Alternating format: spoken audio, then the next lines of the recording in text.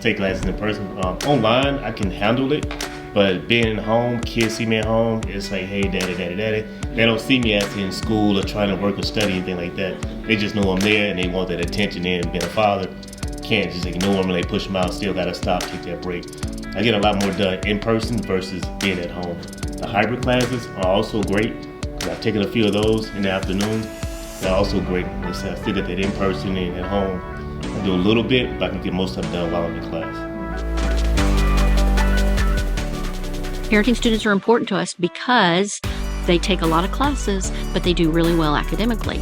So we want to provide the resources so that those students, their time to complete, maybe we can reduce it, and it can become more effective and better used. But in order to do that, we've got to know what they need from us. We've got to know who they are, and we've got to express to them how much we care about them and we want to support them.